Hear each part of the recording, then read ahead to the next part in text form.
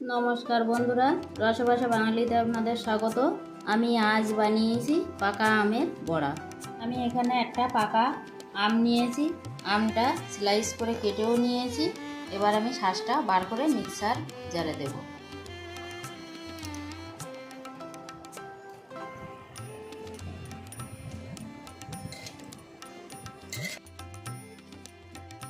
আমি এখানে 1 কাপ সুজি নিয়েছি। আমি এখানে 1 কাপ ময়দা নিয়েছি। ময়দাটা এবার সুজির মধ্যে দিয়ে দেব। আমি দেব 2 চামচ গুঁড়ো দুধ, 1 চামচ। এখানে আমি কাজু আর আমন্ড কুচিয়ে নিয়েছি, এটাও দিয়ে দেব। এখানে আছে নারকেল কোড়া, নারকেল কোড়াটাও দিয়ে দেব পুরোটাই। আমটা আমি মিক্সারে গ্রাইন্ড করে নিয়েছি। আমটা গ্রাইন্ড করে নিলে ভালো হয়, কোনো লাম্পস থাকে না। দেবো স্বাদ মতো নুন। এবার আমি একটা হ্যান্ড বিটার নিয়েছি, এটা দিয়ে ফেটিয়ে নেব।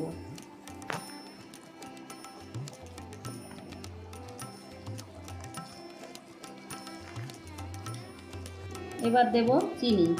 এখানে আমি 1 কাপ চিনি গুঁড়ো করে নিয়েছি।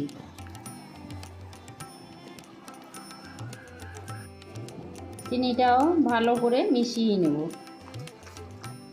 ব্যাটারটা রেডি করা হয়ে গেছে। আমি 10 মিনিটের জন্য ঢাকা দিয়ে রেস্টে রাখবো। 10 মিনিট হয়ে গেছে, আমি ঢাকনাটা খুলে নেব। এদিকে আমি একটা কড়াই বসিয়েছি গ্যাসে।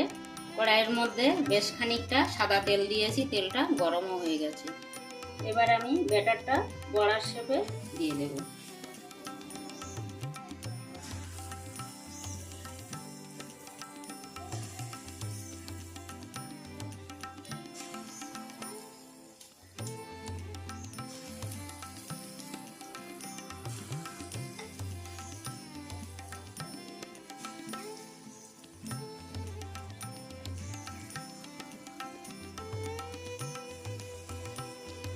গ্যাসটা এখন লো ফ্লেমে আছে। বন্ধুরা, বড়াগুলো কিন্তু সব ফুলে উঠেছে। এবার আমি একটু নাড়িয়ে দেব।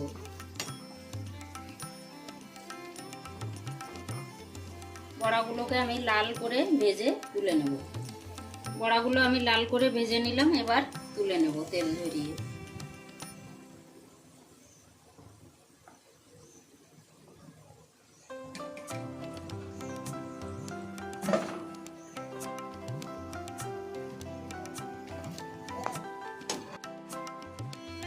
আমি আবারও পরের ব্যাচে ভাজা করে নেব বড়াটা।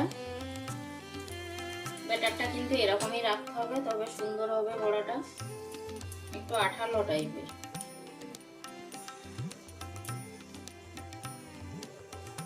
বন্ধুরা, পাকা আমের বড়াটা খেতে এতটাই টেস্টি হয় যে না খেয়েছে সে কিন্তু বুঝতেই পারবে না। তাই আমি সবাইকে বলবো, পাকা আম থাকতে থাকতে বাড়িতে একবার আপনারা এভাবে বানিয়ে খেয়ে দেখুন, খেতে সত্যি অসাধারণ লাগে।